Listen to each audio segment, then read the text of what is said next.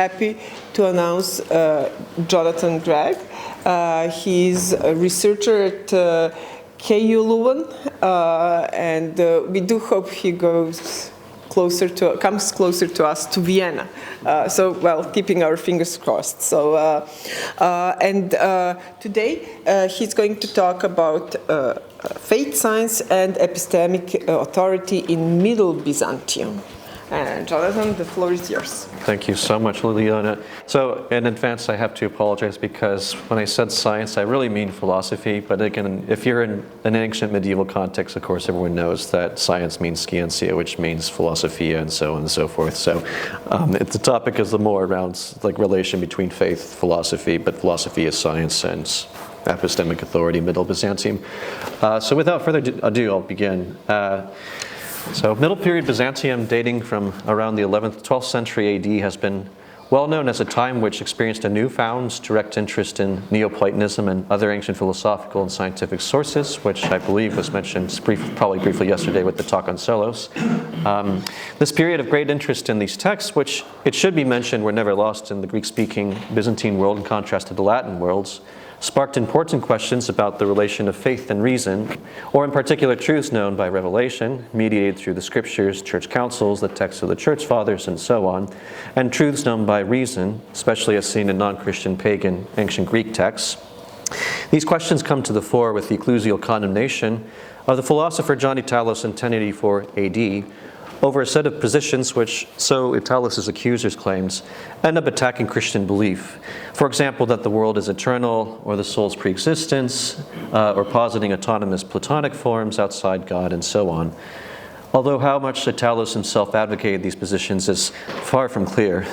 Certain of these claims in the court trial are almost certainly not true, suggesting its political character. The whole episode exemplifies the concern around how much reason and philosophical activity, if detached from revelation, end up contravening the faith, and vice versa, how much truths manifested by revelation contravene those of reason. Italus' condemnation was a touch point in this regard, paralleling other similar episodes in this period of the history of philosophy. It's around roughly closely similar, same period, such as the 1277 ecclesial condemnation of Thomas Aquinas by the Bishop of Paris, and the late 11th century AD, Al-Ghazali's condemnation of the philosophers, the Falsafa movements, in that context particularly of Avicenna and Averroes. But just as in those episodes, rather than intellectual activity being suppressed after Italus' condemnation, Byzantine philosophy rather exploded and flourished, leading to further discussion and inquiry into Neoplatonism and the ancient philosophical tradition in the late 11th and 12th centuries with luminaries like Eustratius of Nicaea, Michael of Ephesus, and Nicholas of Methone, into the Paleologan Renaissance of the 13th to 15th centuries.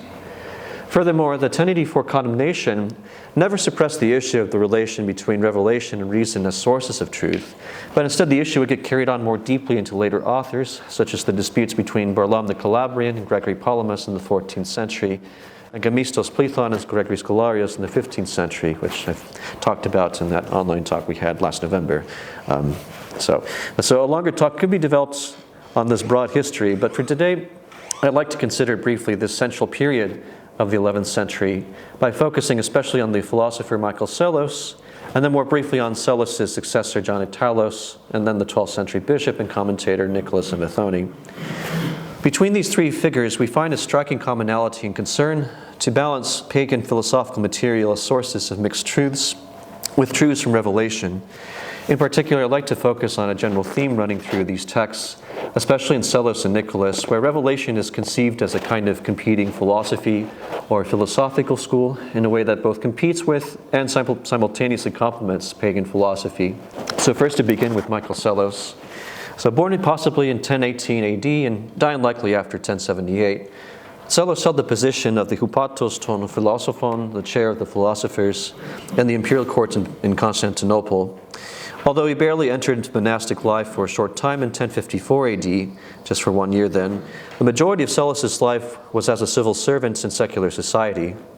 It is in this context that we should understand Psellos' philosophical activity, where he tries carving out a positive role for philosophy within a social context, in a juxtaposition to church authorities who emphasized revelation in the church fathers, while philosophical texts were mined solely for rhetoric or logical training.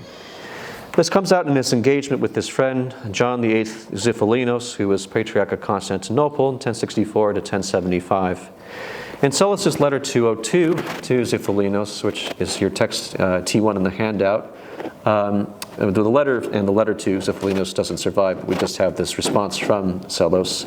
Sellos defends his positive use of Plato, Aristotle, and other ancient philosophers against an apparent critique of Xiphilinos against their use, where instead Xiphilinos appeared to argue for a life of pure contemplation in the holy monastery rather than engaging in pagan learning. Sellos' letter is instructive, and it is worth reading out one part of the text that gives us a flavor of Sellos' position. And I quote T1 here. "The Platos and Chrysippus of whom you speak, I have loved, for how could I not? Although as much as for their beauty and smoothness as it is manifested.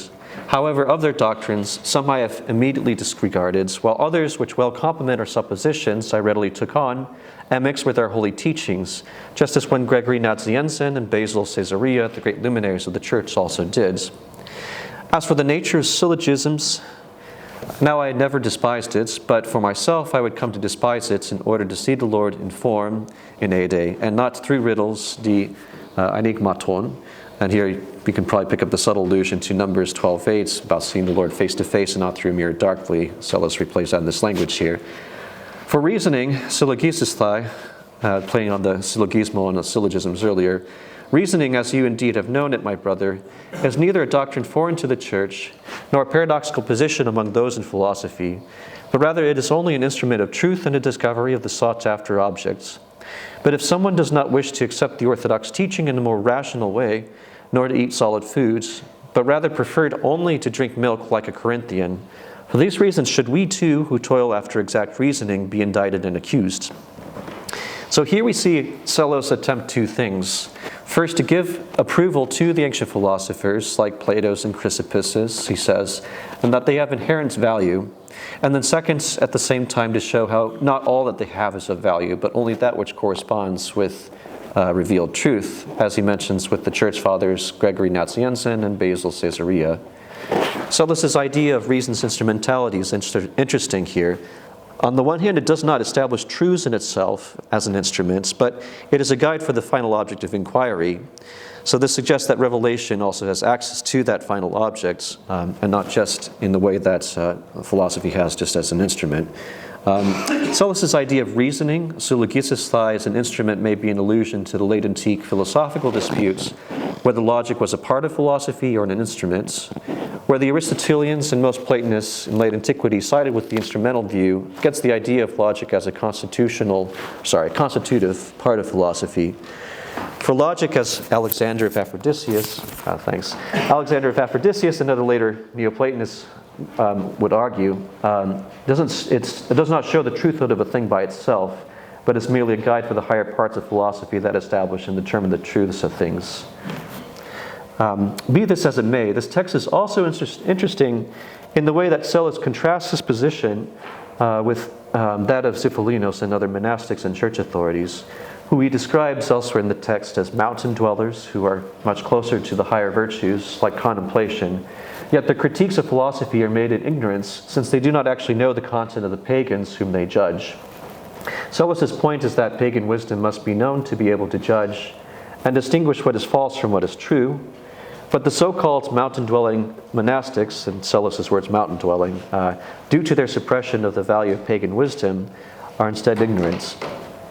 So some scholars have suggested that Sellos' praise of pagan philosophy, like in this passage and elsewhere, especially of Neoplatonism, meant that he secretly embraced pagan philosophy to courts.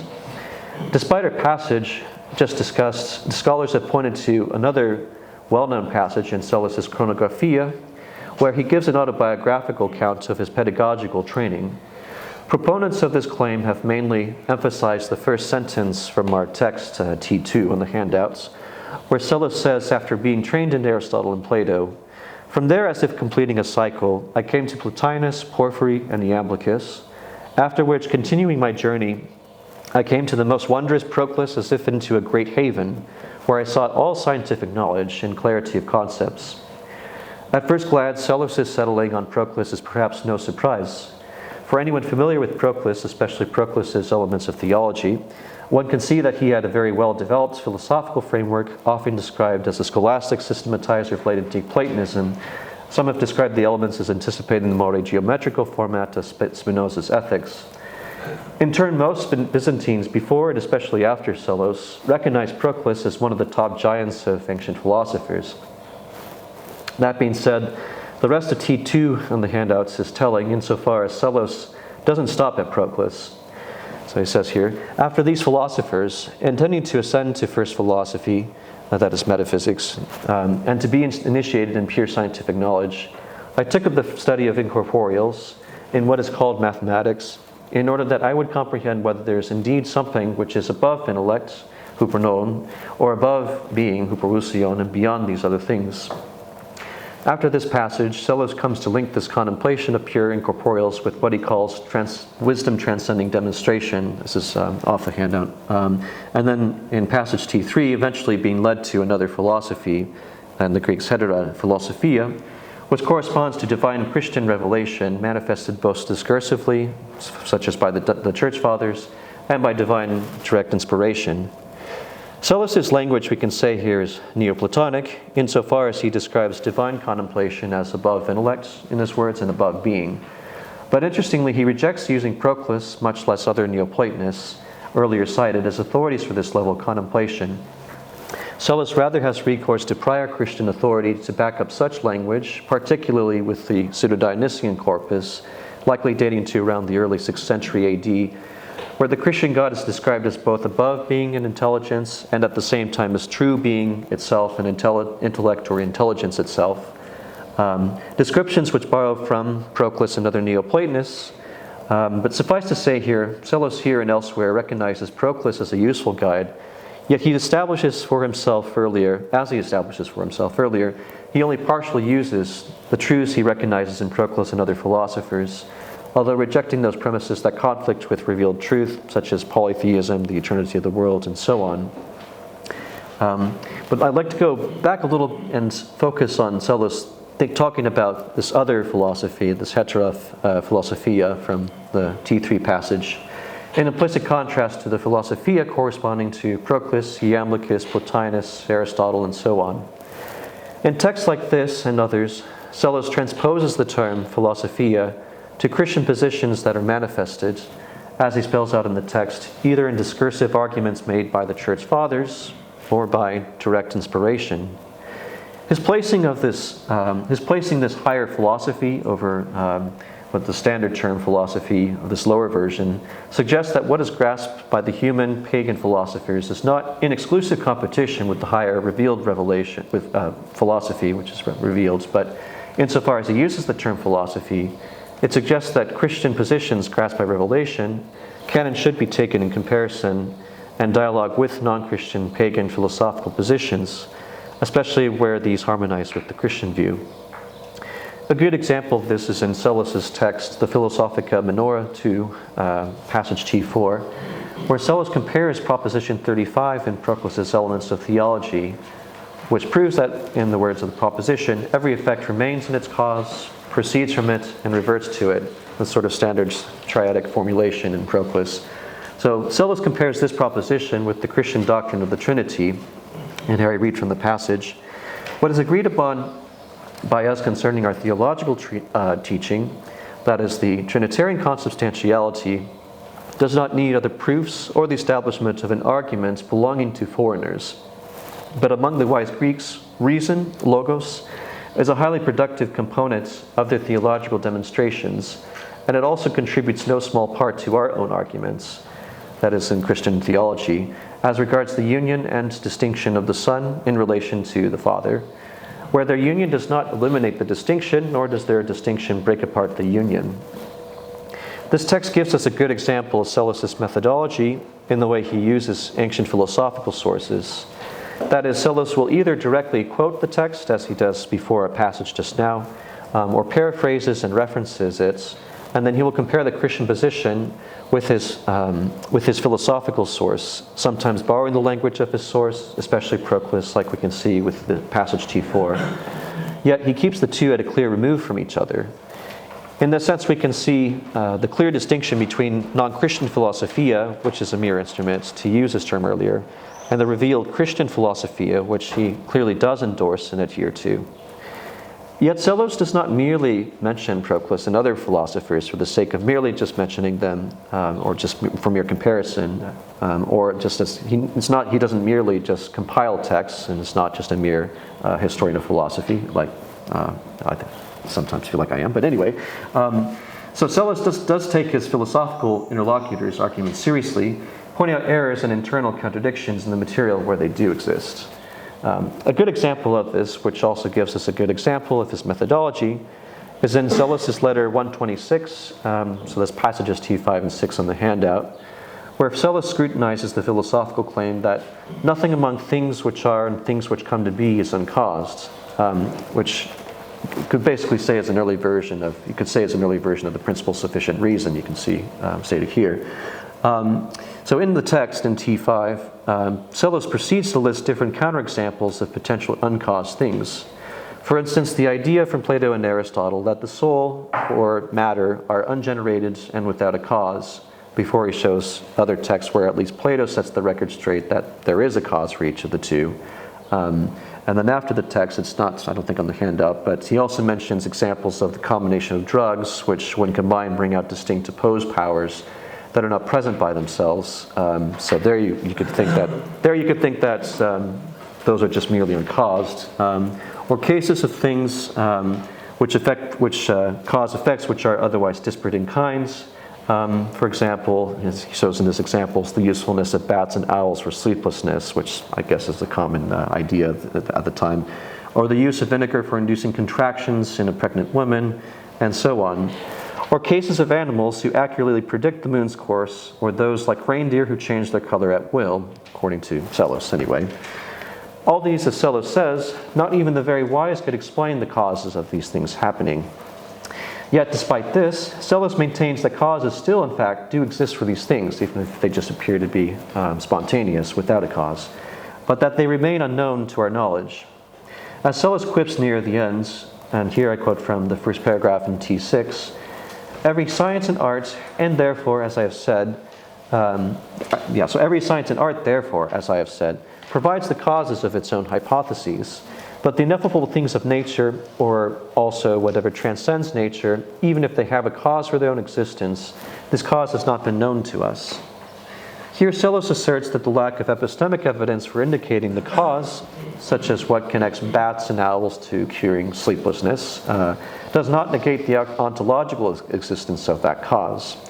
Instead, the science or the arts, or in the Greek, episteme or techne, by which causes are established, is lacking or transcends knowledge. Psellos' solution, as he shows at the end, is not that we can simply grasp these ineffable things as such, but rather we must be led towards these ineffable things in wonder, and by implication, continue the process of inquiry. So Psellos' follow-up, so in the second paragraph in T6, is telling, which I read out here. But you in the meanwhile, do not lead the child, Paida, to the ineffable things, except so far as bringing him towards these, so that he makes nature clearer for himself, and he moves to wonder.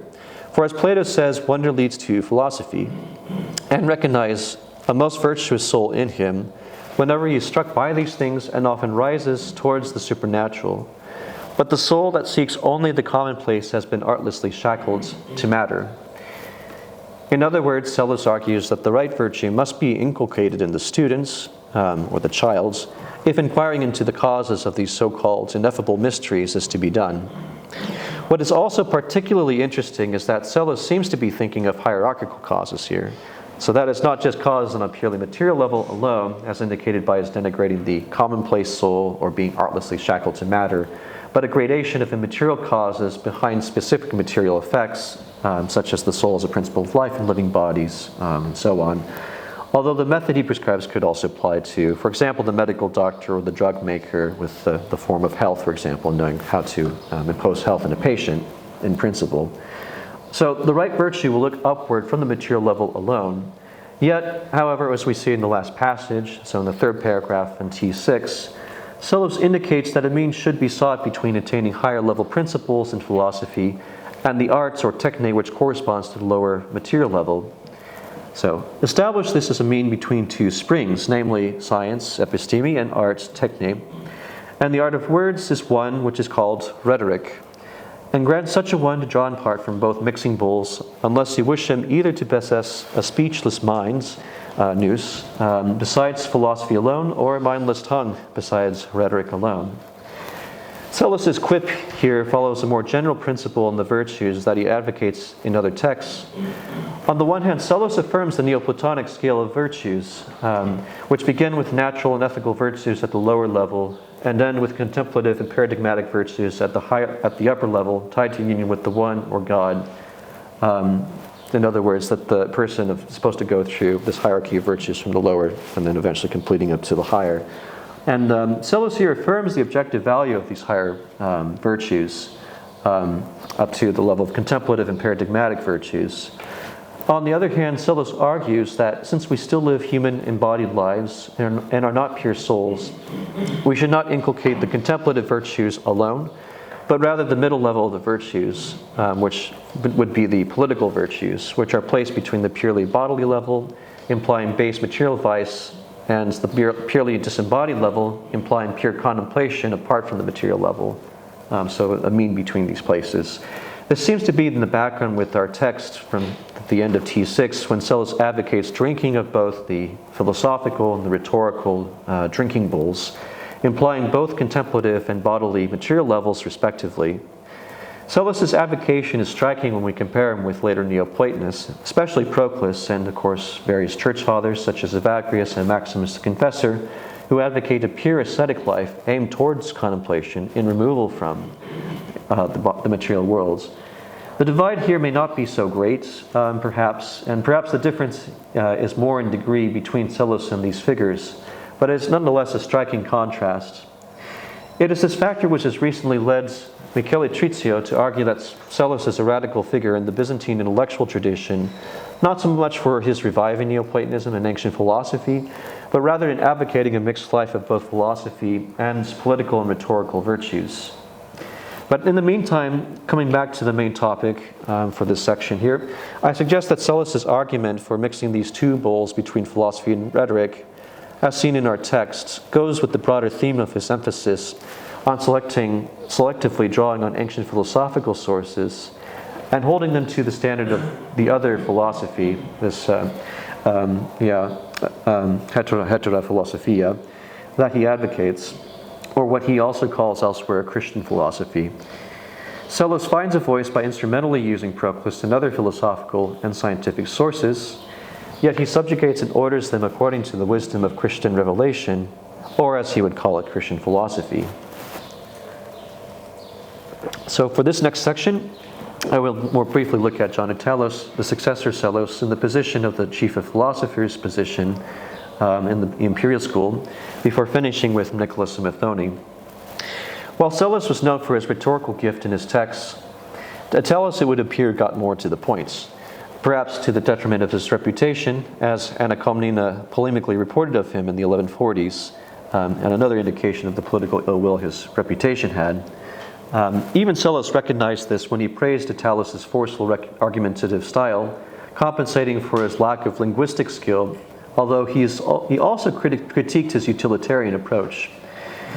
Moreover, Attalos was known for his dialectical argumentative style, evidenced both in the way he engages philosophical issues in the main text he's known for, namely the Questiones Quodlibitalis, which contains 93 aphoretic treatises on various issues, having to do with logic, epistemology, ethics, physics, and theology. We do not have a specific text in this work where Attalos gives us his methodology for reading Proclus and other ancient philosophers, like we saw in Psellos, which has in fact been one of the main problems of scholarship on Attalos, namely what way he endorses or rejects the positions he goes over. But still we have some passages that give us a clue to Attalos' method, which I'll go through and would like to test and see here. So one good example passage is in Quaestio 15, in the handout's passage T7, the only place in the Questiones where Attalos explicitly mentions Proclus and his elements of theology. In commenting on Porphyry's claim in the Isagoge, that a genus is a certain whole, is a T holon. In this case, Italos explains how the genus cannot just be a whole, simply speaking, so it can't be a holon haplos, but rather it must be a T holon, in the sense that it is not simply the sum of its parts, but pre-exists the kind of whole characterized by its parts. For this argument, Italos uses Proclus's parts whole framework from the Elements of Theology's Proposition 67, which I have referenced on T8, where Proclus argues that each whole is classified as either a whole before parts, holon pro meron, or a whole of parts, holon ek meron, or the whole in each part, holon en mere, which Proclus divides according to his threefold modes of existence, so namely between that which exists according to cause, kataition, that which is according to subsistence, kathuparxin, and that which is according to participation, katamethexin. Italos uses this to explain why the genus animal, as for one example, cannot be said to exist as a whole of parts, never mind a whole within parts, if one, say, removes the species man and horse from the whole genus animal. This wouldn't destroy the notion of animality, whereas if one conceives of animals merely like the whole of parts, by removing one of the parts, then you destroy the notion of that whole characterized by the parts. So Italos in this sense sides with Proclus, especially Proclus's master Syrianus, in arguing against Aristotle. This also shows up in Syrianus' metaphysics commentary, by affirming that the genus must pre-exist its species effects, like man and horse, so that it must then exist as before the effects, that is, kataition in Proclus's framework, hence existing as a whole before parts, and in this sense existing as a certain whole, a holon T, rather than as a whole in an unqualified sense, haplos.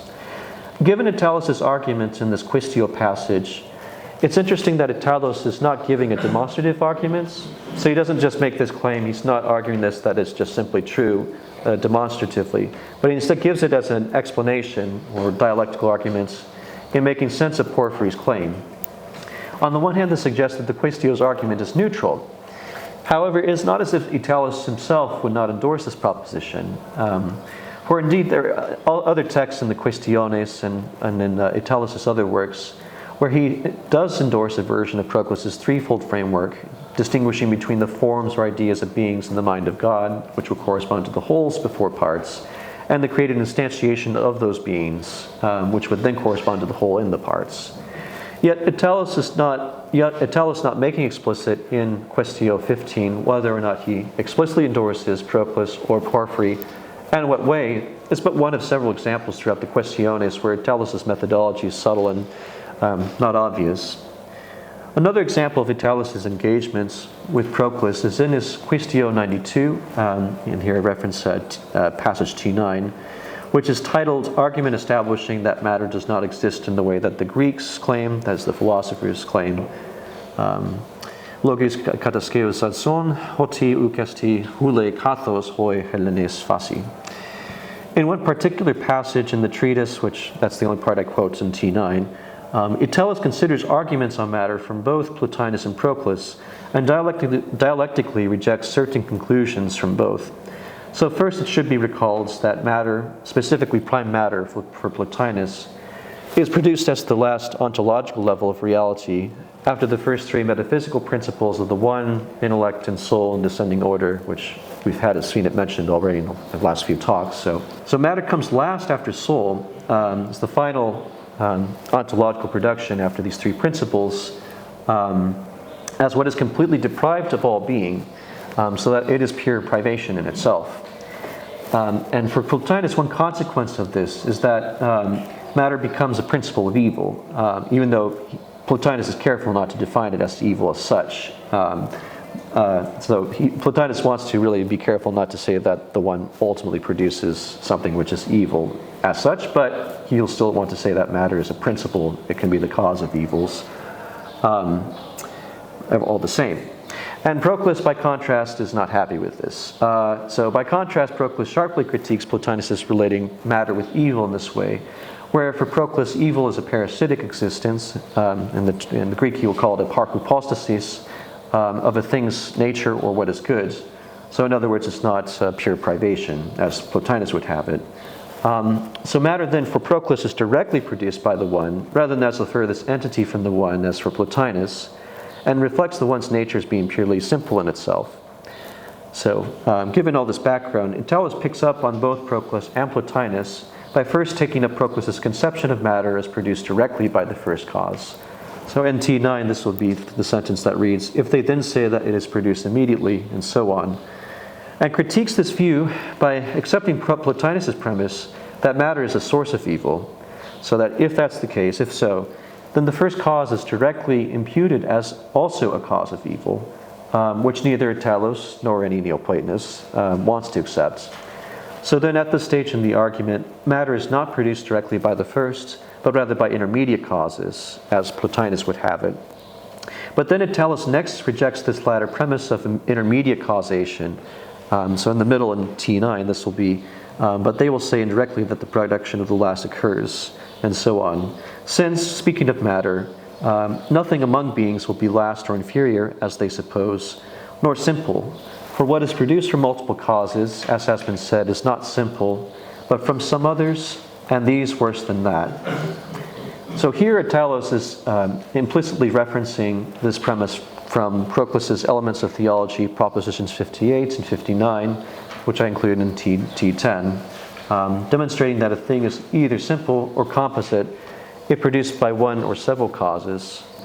So that is, if produced by several causes, like in the Plotinian picture of the one producing intellect and then producing soul, and then soul finally producing the lowest level of matter, matter would be composite by Proclus's premises. But then this conflicts with the premise that matter is the lowest, worst item in the hierarchy of being, and thus not simple, thus simple, and so not composite.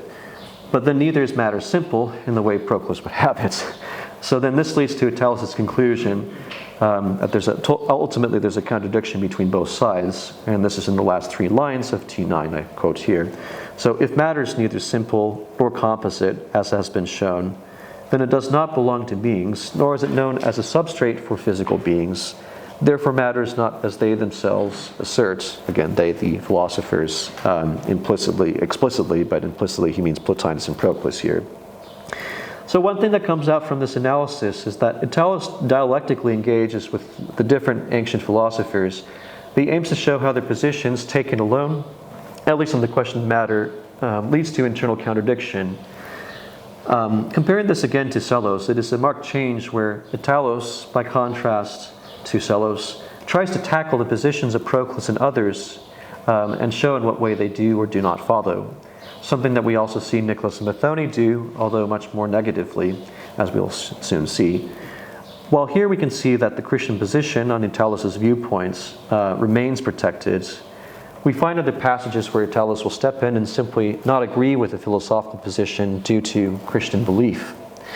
This we can see in Quaestio 68, which I just summarized here, not in the handout, when he deals with the general principle of individual souls imitating their primal principle, soul itself, similar to the world soul imitating the principle above it, position that goes back to, again, Proclus and ultimately to Plato, and especially in the Timaeus, where the world soul imitates the paradigm inasmuch as it is produced by the demiurge. And just to catch that out, basically Proclus would maintain that all souls, individual souls, are produced by one principle, which is soul itself, and therefore each soul has as its direct cause this higher monad that's just pure soul.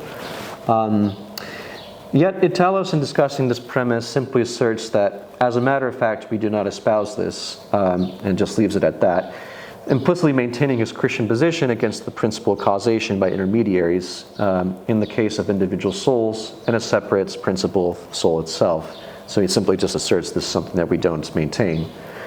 This kind of direct denial of premises we can see here, so in this sense, more closely mirroring Psellos' own style of engagements, where it's mostly just an assertion if we don't maintain this, we maintain this other position. Finally, I will briefly mention Italus' discussion of the domain of metaphysics in Quaestio 2, where he addresses in what way philosophy is concerned with the science of sciences and the arts of arts.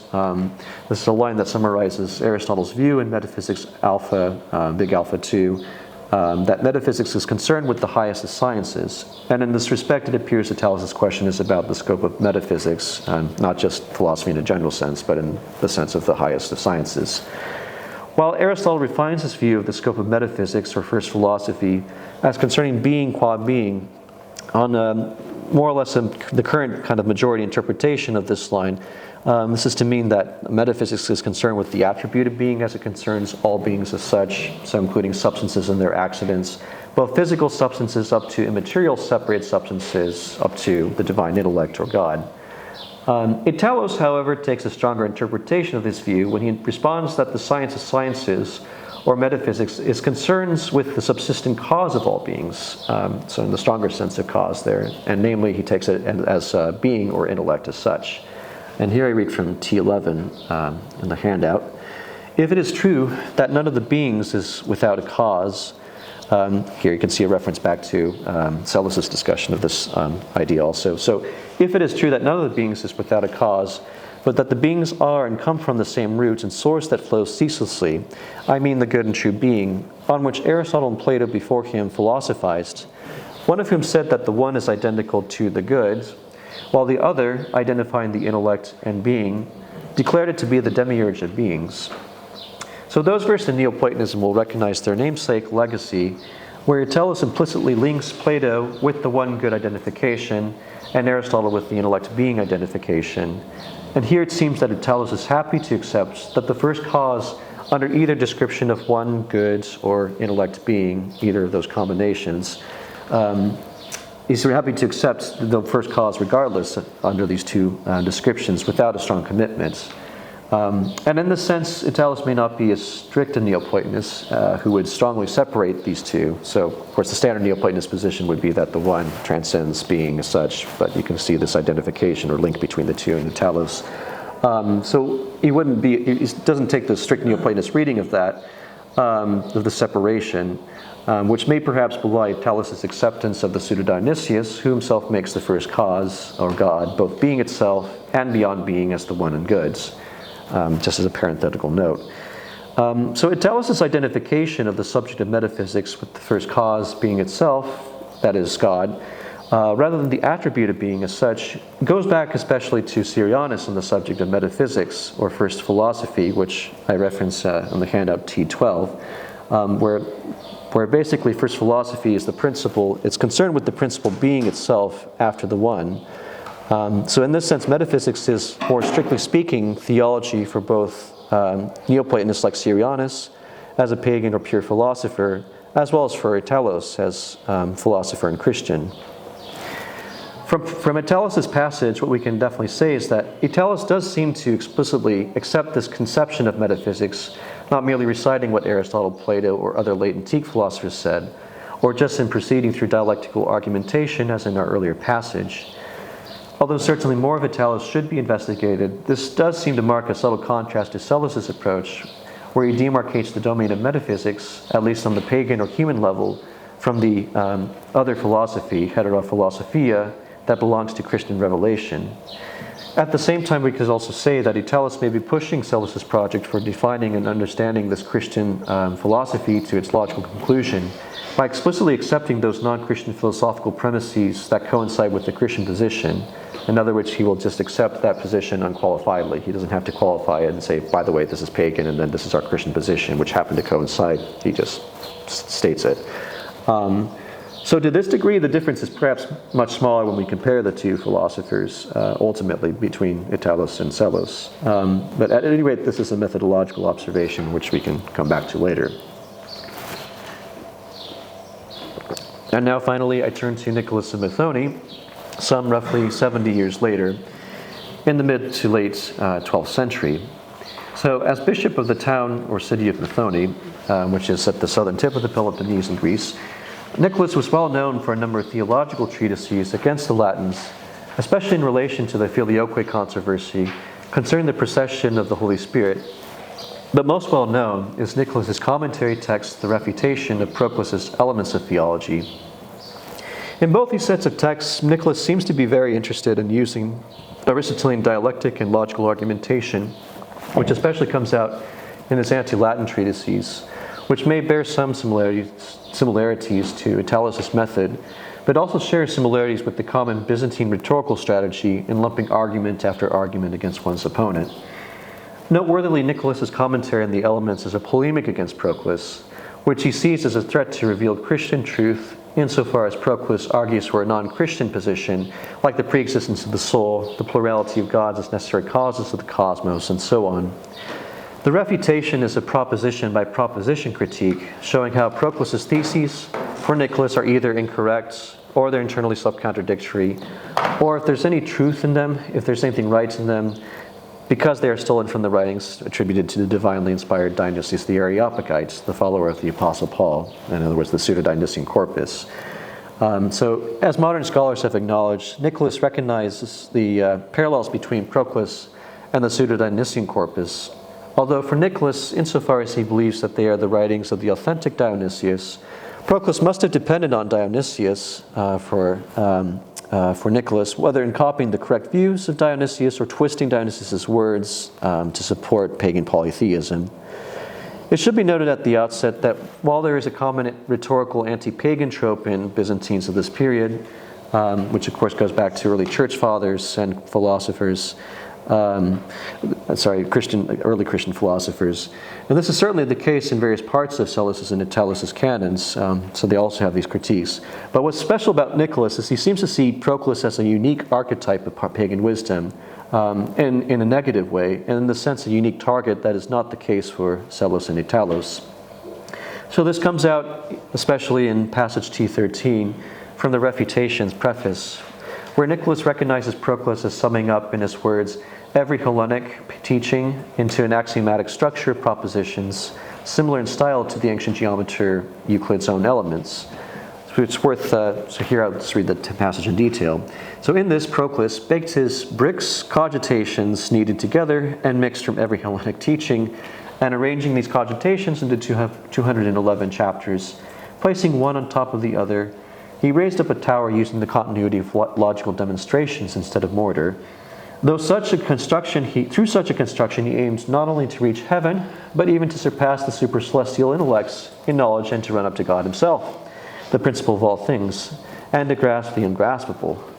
In rather poignant language in the Greek, it's ton akatalepton katalambanen. So really that's kind of grasping, really strongly grasping the ungraspable.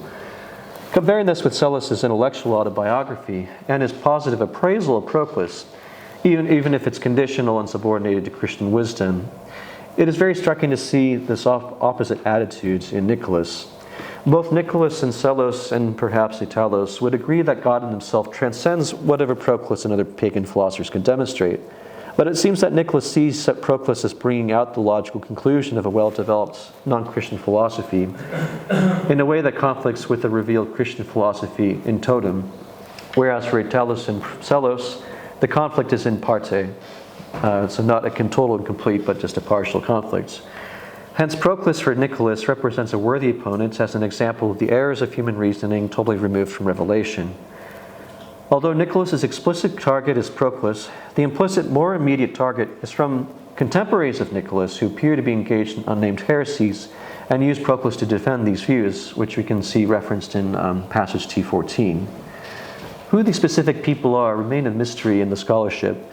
On the one hand, almost certainly the legacy of the 1084 condemnation of Italus, as well as the broader atmosphere of suspicion around Proclus and the Neoplatonists, appears to have lingered into Nicholas's period. Although, on the other hand, Nicholas's writing quite a few decades later, in the 1160s to 70s versus 1084, so 80, 90 years there. But in any case, it would seem that the kind of harmonizing style of Seleucus and perhaps Italus influenced these so-called heretics for Nicholas. Here, perhaps Eustratius and Nicaea or Ioanne Patrizii in the Georgian context come a bit closer, perhaps, insofar as they more positively praise Proclus than even Italus or Seleucus do. But just mentioning as an aside here. So at any rate, if we consider passage T14 more closely, Nicholas's language juxtaposing human reason, represented in Proclus, with Christian truth is striking. He describes the revealed knowledge granted to Christians as things possessing, in his words, clarity, simplicity, and uncontrived quality, while knowledge from outside learning, pagan learning, as variegated, enigmatic, and of an elegant quality. In other words, it has a sophisticated element that is in contrast to knowledge from revelation. It has a variegated, complex quality. In the background to Nicholas's language, the clarity may be the much earlier 3rd and 4th century Christians, Clement of Alexandria and Gregory Nazianzen, insofar as both referred to revealed knowledge in terms of a clear, direct apprehension, katalepsis in the Greek, a notion which goes back to the Stoics and problematized by the Perennial skeptics. But particularly in the case of Clement, here reference passage T17, true philosophy, which is manifested in the divine revelation of the Logos, is construed as, in his words, a certain stable and unchanging apprehension. So it's katalepsin tina bebayan usan kai ametap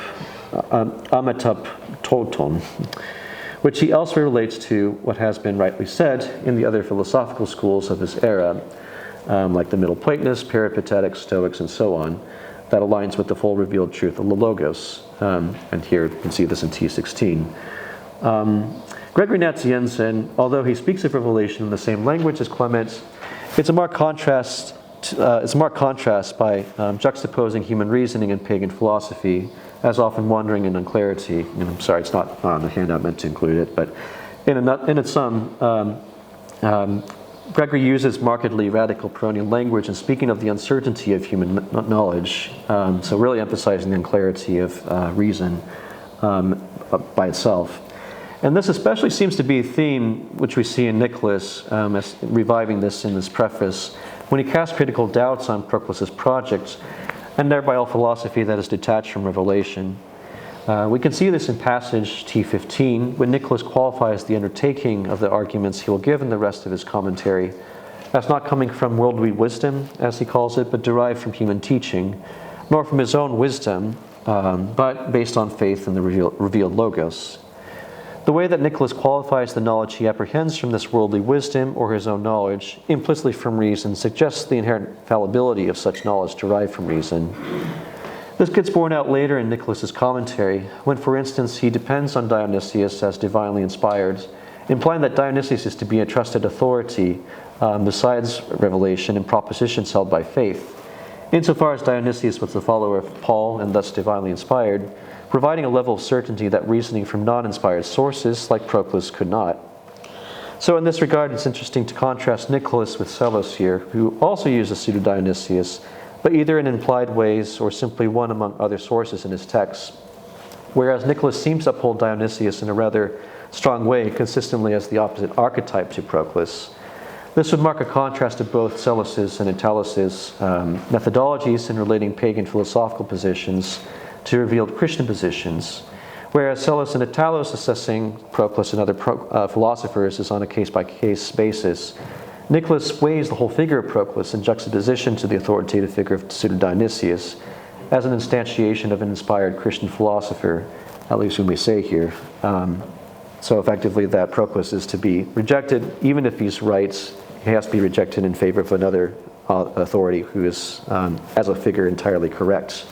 It's a rather strong contrast to Psellos and Italus. So I will just briefly summarize and conclude with the final page in the handout where I give a list of just a brief comparison in sum between Psellos, Italus, and Nicholas. So to just briefly summarize again, so for Psellos, what we find is a distinction between the highest of ancient philosophers, namely Proclus, and true Christian philosophy. So Psellos is positive insofar as he sees that Proclus sums up well the heights of human reason and philosophy on a human level, and yet superseded by revelation, which is manifested in this Christian revelation, or in the passage we've seen, this other philosophy, heterophilosophia.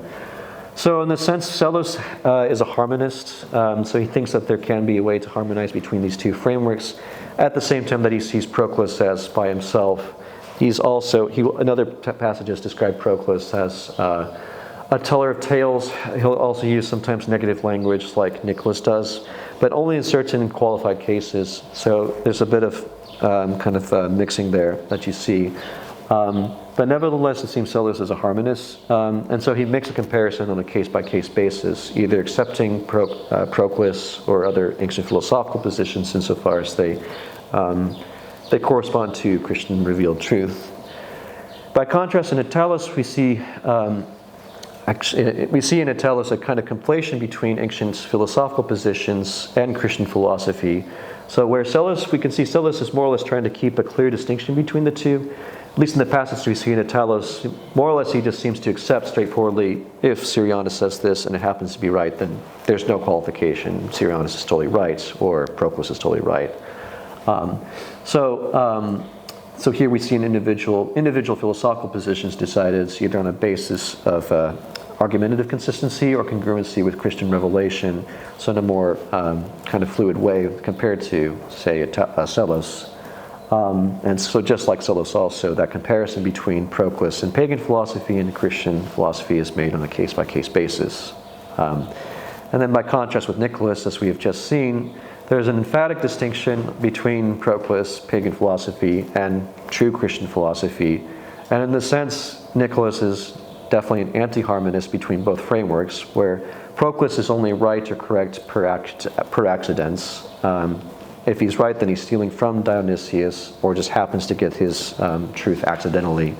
But Proclus is to be rejected entirely as a figure, rather than in the arguments he provides, which we see more in Psellus and Italos. And so in that sense, that comparison is made more on a figure-by-figure basis. So given the three authors we've looked at overall, what we can say for at least the commonalities is that, at least for Psellus, Italos, and Nicholas, revealed Christian truths or positions construed as a philosophical framework or school. So that is that there isn't this idea that one truth has nothing to do with the other. They seem to see that Christian revealed truths have something to say, and there can be both agreement or dispute between the Christian position and pagan philosophical position.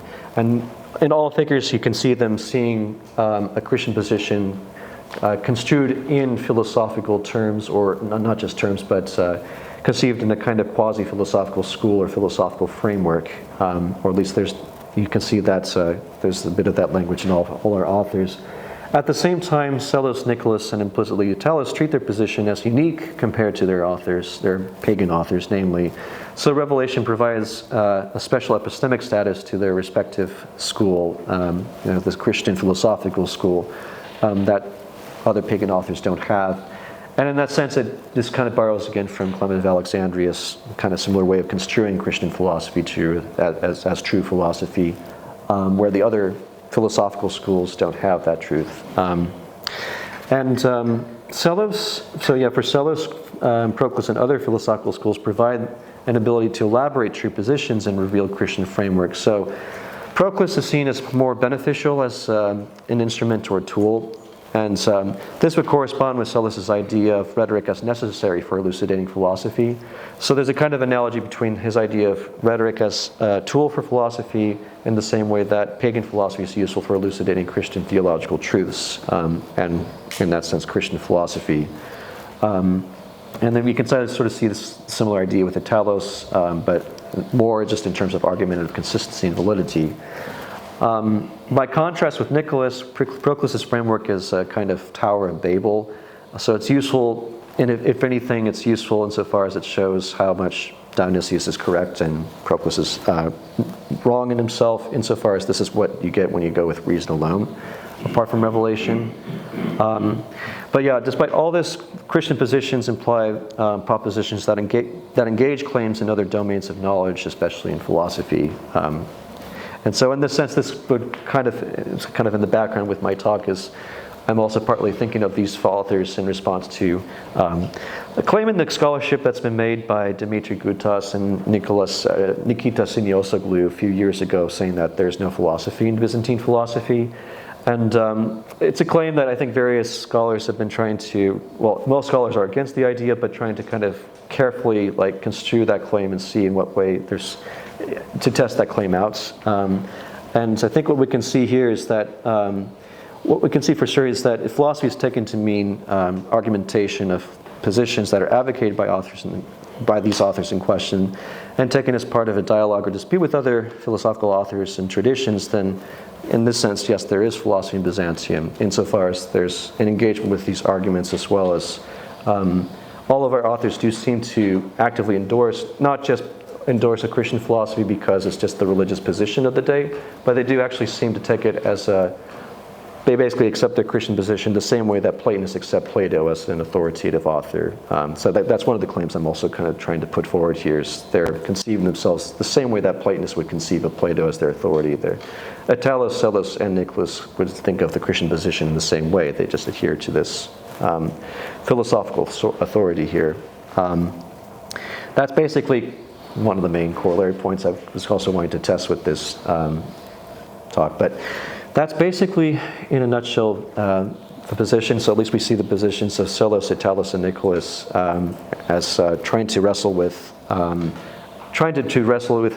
cash out a notion of Christian philosophy that either harmonizes or doesn't harmonize with pagan philosophy, but they still see that, they still try to conceive of a Christian philosophy within this framework, and also try to see what, in what way there can be or not be a dialogue with pagan philosophy. So I'll stop right here and leave it to the question and answer, but much appreciate your listening. Thank you.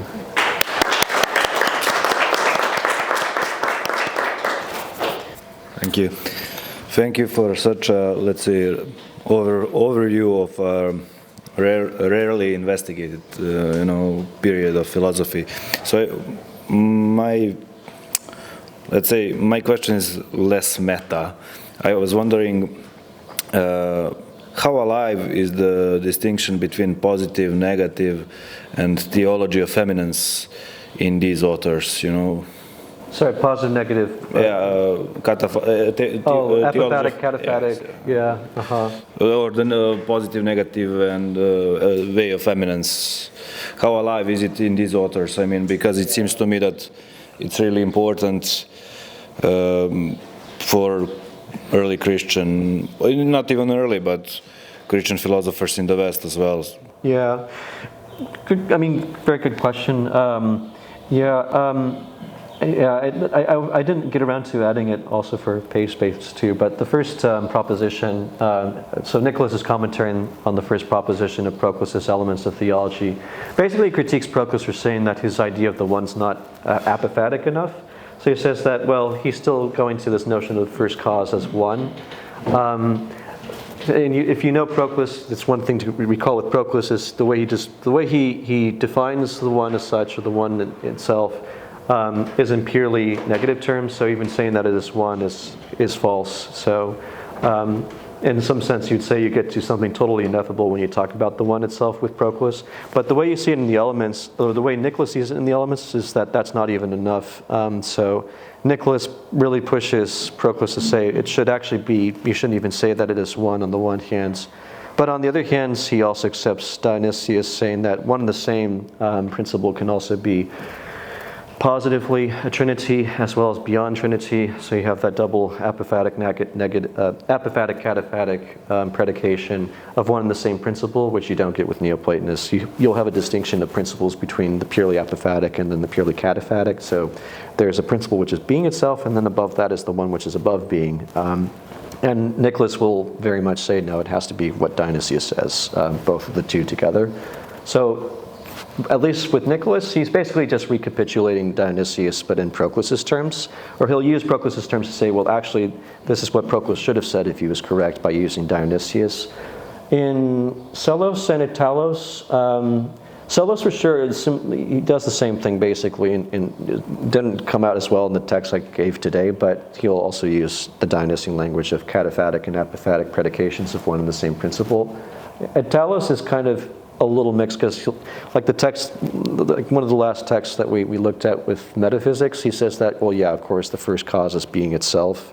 But he doesn't qualify there, like, is it also beyond being or not? It just happens to be being itself. But there are other texts where he says, well, yeah, it's beyond entirely all being and all unity and everything. So I would say he's basically just recapitulating Pseudo-Dionysius. So the long and short is, I think they all capitulate the Dionysian formulation of negative theology and positive theology too. That answers the question. Yeah, thank you very much. Just a quick follow-up. So if they're also influenced by Pseudo-Dionysius, how far into mysticism do they go into mysticism? Yeah, I mean, if you're meaning like the things like I think in terms of text, but like Pseudo-Dionysius' celestial hierarchy or things like that. Yeah, I mean, I know that Psellos does. Hey, sorry, even this. I mean, just this kind of knowledge that is not really able to be formulated. You know, and I was looking, you know, at this place that comes even after positive, negative, and theology of eminence. Yeah. Well, yeah, Psellos is actually responsible for the transmitting the lost. So Proclus's lost commentary in the Chaldean oracles, and there he seems to endorse Proclus's idea that there's this faculty of the soul that knows beyond just the intellectual level and has this kind of hidden knowledge. And I think, yeah, from this text, I know like elsewhere he seems to kind of endorse just that idea that there's this kind of hidden knowledge. It doesn't. I don't know if that comes out in Italo, so at least I'm not sure if he'll mention that.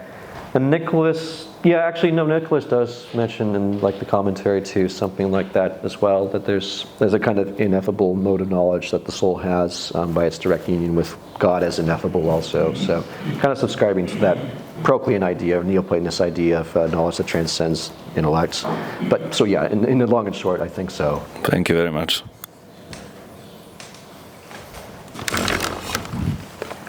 Because you were just commenting on these three philosophers from the Eastern perspective, I was just wondering how would you compare this then with the relationship between revelation and philosophy as stated by a Western philosopher like Thomas Aquinas, who's also drawing from sources like Pseudo-Dionysius?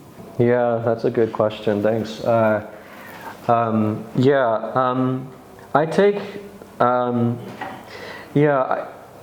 I have to think a little more, but for early passage, the first couple passages from Psellos, and from the talk, where he mentions philosophy as a tool, that comes close to Aquinas' conception of natural reason, because in the beginning, the Summa Theologia, in I think like question 1, or maybe it's question 2. It's just before it gets to the proofs for God, but he talks about like that reason can be a way to also establishing God's existence and all these other properties that can be known by natural properties of God that can be known by reason. But that's only for the wise, he says, and that's less certain compared to revelation, which is more certain. That I don't think that. Well, yeah. I mean, I'm just going back over the passage again from Psellos because he doesn't talk about. Well, it is kind of referenced in a way. So, like, you do get this hint or the suggestion that revelation does provide some more certainty in some ways than, like, philosophy does in itself, or philosophy is just an instrument for what's already grasped by revelation. But in Nicholas, it's more, I think, emphatic with this idea that reason, basically reason by itself. It's in a way it's more pessimistic compared to Aquinas. Reason by itself cannot get to those truths without revelation, so that's still necessary. I think Psellos is a little more optimistic, and I would take him like, ironically, Gregory Palamas. Palamas, I think, is more or less exactly like Thomas in the sense he thinks it's possible on a theoretical level for someone to just proceed up to the truth, up to God, just by philosophy, and so outside of revelation.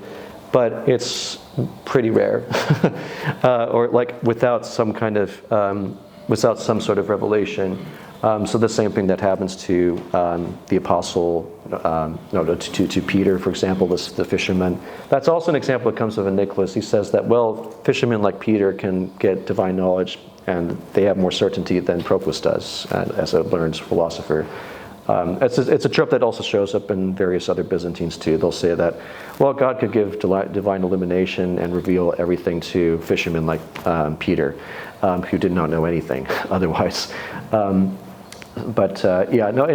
a nutshell, I think it depends. Psellos, I think, would be more likely to say, yes, there's access to the truth can be possible, but reason is still more instrument. It's still more of an instrument for something that's already grasped by Christian revealed truth, and Nicholas more so, I think. Yeah, that answers the question. Thank you for your presentation. In my presentation, I yesterday show exactly one from chronography, one of this from autobiographical reference of Salosto about himself, but then discussion led to other presentation, other thing about Chaldean oracles and something, and his interest in this, which is not explicitly, but it is also he refers to and in this. And after this, we had also the here discussion about the Selos. Christian faith, because I think that in the circle of Byzantine scholars at last time, many at recent times, many times we can read simply that he's Helen or he's something which imply that he maybe would deny Christianity, Christian faith, and something. If only if, but the circumstances did not allow this. It is maybe not explicitly said many times, but maybe sometimes explicitly. And I think because I here see your argumentation, what to follow in these three authors, distinction between Proclus and Christian philosophy, and resolution in three different ways go this. But what do you think? It can be, is it simplification can be as considered that Selos was, would deny in different circumstances Christian thoughts, Christian philosophy and Christian faith, or it is more, as I think, much more complex things, yeah. There is, so yeah, maybe you're thinking of this thesis that, I'm the only person I really know who does this is, again, Nikita Siniosoglu, who has this book, Radical Platonism in Byzantium, but he has this claim of this idea that Selos is more or less a full-on like crypto-pagan, or something like kind of a crypto-pagan, and there are those texts where he seems like he's, well, those texts where he seems to suggest, okay, maybe there's more to these pagan materials than is healthy for a Christian, but I'm more inclined to take it the way, like you say, basically it's a bit more complex. I think what my thesis is, at least so far, taking Selos's position, like when he describes his life in Constantinople and trying to raise philosophy to this kind of socially accepted standards, and that includes talking a lot about pagan material.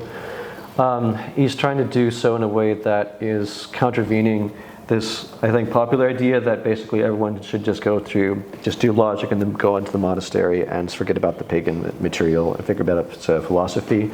And I think he's trying to revive this, I get the sense he kind of tries to revive this social philosopher position that you can see in Themistius and the Second Sophistic, and he's trying to kind of construct his figure in this way, which, I think it's before, it's definitely earlier in the Chronographia, before my T2, like just before that text he talks about, there was no Platonism, or there was no philosophy like discussion of Proclus and others before he brought it around, and it seems a bit exaggerated, but you can tell he's trying to really put his persona forward as bringing forward these philosophical ideas that had not really been treated seriously beforehand. And how much that means, so getting around to your question, how much that means actually endorsing some of the positions that he posits and discusses and gets into.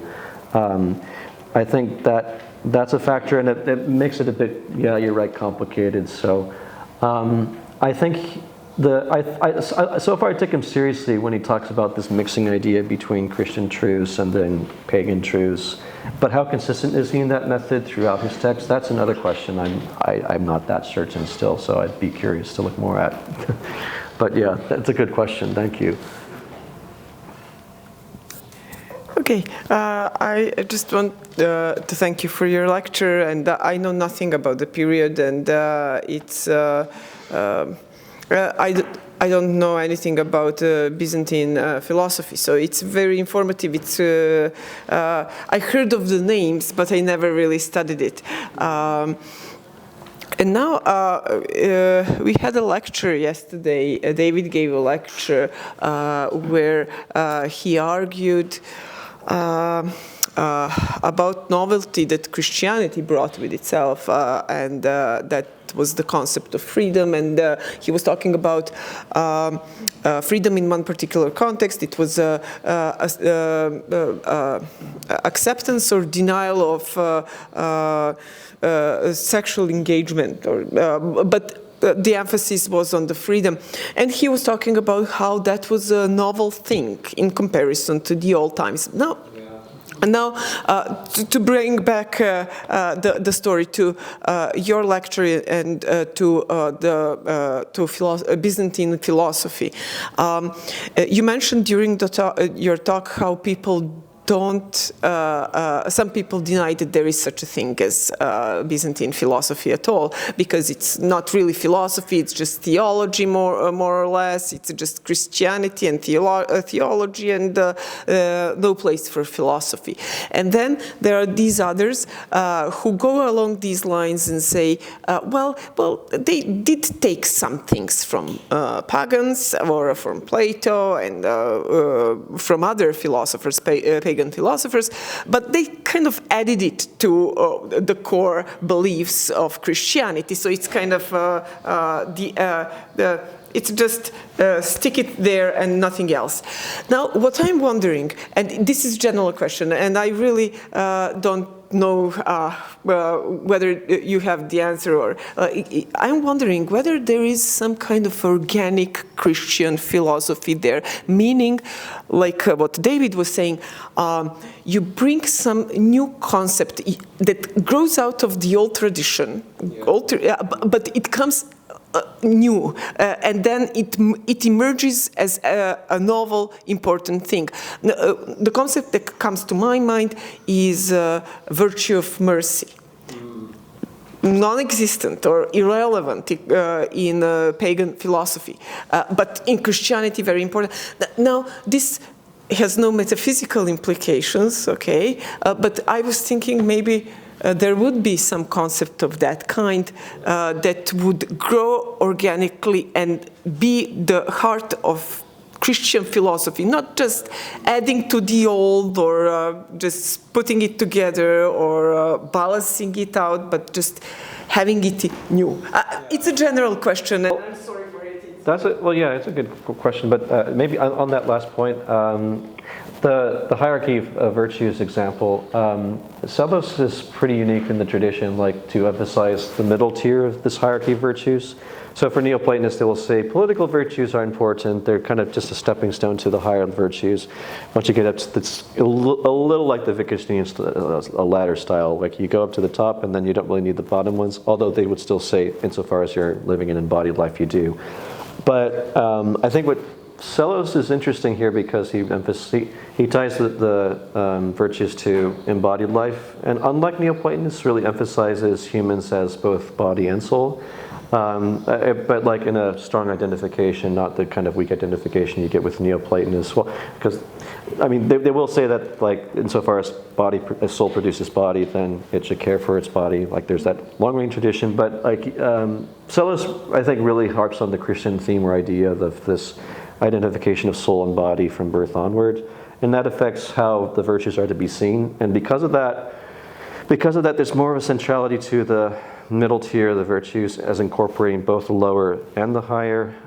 So you really do have to attend to the body in a more kind of essential, central way, at the same time as you're drawing in also the contemplative. I think it's in such a way though that they're not seen as simply just a middle step in the ladder to the top, but he emphasizes, as a Christian, you emphasize this embodied life. Therefore, given this Neoplatonic ladder, actually, the Aristotelian conception of these combination of the virtues is more important. It's not just a ladder, but you actually do emphasize the political virtues.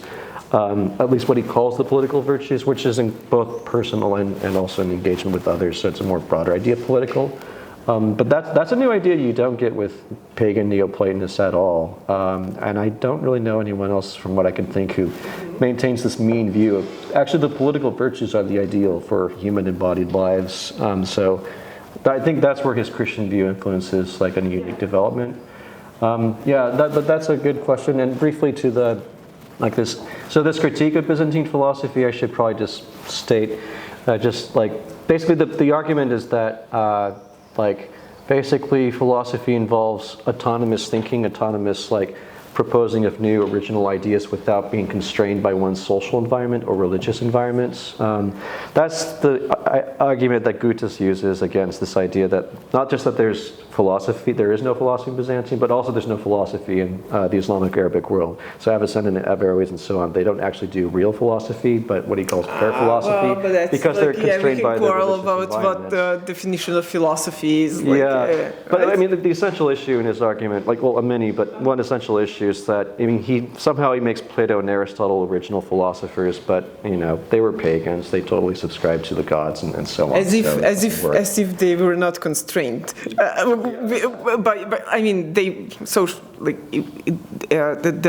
The way of life in polis was a specific kind of life that actually gave birth to this philosophy. And that's celebrated. But all of a sudden, Christians are kind of downgraded, and they say, well, that kind of life is not good for philosophy, and it's kind of arbitrary how we defined it, right? Yeah, so I guess so far the two claims I'm kind of thinking in response to this idea is that one, everyone works within some kind of context. There's no such thing as pure autonomous individual self-expressed philosophy, but I think just looking at the history of philosophy, you can kind of make that argument. But second, also, you do see these original philosophical positions developed, and that's another argument they kind of try to make after this other general arguments. So there is no really new original idea developed, but I think things like, for example, this middle view of the virtues in Celos, that's something new. And I didn't go into it, but Attelos also has some ideas, he develops an idea of particulars that adapt in some ways from Ammonius and Proclus, but there is something new that you see Attelos develop that you don't get in those other people. And there's various things, but the virtues, I think, that Celos presents, that's something unique. You don't see earlier philosophers make. A little, maybe Aristotelian, but even there, it's not like an Aristotle either. But okay. Thank you so much, Jonathan. Yes, of course. There you go. It just occurs to me that, Nemesius actually, he refers, I think, only to one point where he says, he doesn't, I'm paraphrasing, but he's talking about metaphysics and the union of soul and body. And he actually says that Jesus' nature seems to be a bit more novel than any other nature, a bit new. But I was just curious to follow up on Professor Radenovich's question, because she reminded me that Chrysostom actually has this amazing text where he talks about philosophy, and he says it's no marvel that Socrates was condemned and Plato lived in fear, because they were introducing a kinotomia, a change, a new thing. And then he says the crucified brings the great kinotomia, the great innovation, the great new thing. So I was just wondering, since Chrysostom is, very much in the Eastern tradition, do any of these people and they have massive corpuses and so on and so forth, but have you come across any place where any of them ask the question, is there anything new here? Are we doing something new? Or is that not a question they ask? it's hinted, I think, in a few places, but yeah, again, that's one of these things that, like, someone actually has to compile these texts that actually, where they actually raise that issue. Yeah, no, but I mean, there are hints here and there that, like, they kind of raise this this kind of meta question: is there something new that, like, is brought forward in Christian thought that's not in pagan thought? Not just that there's, like, claims for truth that are not found on the other side, but also something, I guess, original or new. You also, by the way, you do find this, like, in other later Byzantine authors. Socrates used as a kind of type for Christ in the crucifixion or of persecution. Although actually Barlaam uses that for himself as well, saying that he's like Socrates and Christ. But he also has this idea that actually Christ, the apostles, and the philosophers have equal access to the truth, so it kind of doesn't matter. But that aside, look into it. I just wanted to say, if there are no questions, no more questions, I wanted to say something about whether this debate, whether Psalo was crypto-pagan or Christian, whether he would have given up his Christianity if he had lived in some other time. And to bring it closer home to people I know, I mean not personally, but figures I know better, like Tolstoy. Tolstoy is a very interesting case because officially he's Christian, and he really used to go to Russian Orthodox Church all his life. But then, on the other hand, he was so unhappy with many things going on in the Russian Church that he gave up the church. Eventually, he said, "I couldn't really go there anymore." But he claimed to be Christian. He was universalist. He had all these ideas, and then he really he became vegetarian because he really felt for animals. So at the end, I mean, he was doing his best to live his life the best as he could, and to put these beliefs, even though they were coming from all kinds of places together. Now, we can ask whether he was Christian or not. It's hard to answer. Maybe something similar was for Psalo, because when you look into yourself, you psychologically, you're trying kind of to collect things that are true for you and for your life, and to live according to them. And it's then hard to fit into sometimes it's hard to fit into categories. So that was just my general comment. I don't know how to decide I think Telos is maybe a better example of that than Pselos. Like, I didn't get into it that much, but there are certain texts where he seems to be kind of okay with the idea of the pre-existence of the soul, and that's not really a kosher idea in the day for most church authorities. But also in this period, even this late in the game, as it were, there's still kind of there's still enough like disputes in the atmosphere of like in what way the soul, what relation the soul has to body, and is there still some notion of the soul's pre-existence, and a kind of pro-universalism? Because there's some text in Atellus where he tacitly seems to suggest the idea, but again, the nature of his treatise, at least what survives of his text, is mostly dialectical. So you see, well, universalism, if you hold this position, does seem to follow, but he never goes forward and says, and this is why it's true. He just says, it just follows this in this way. So Atellus is maybe a closer example of the analog you're looking for, except I think he thinks of himself as a Christian. But, in a way which is, unorthodox. Yeah, exactly. Unorthodox is probably the right way to put it. Yeah.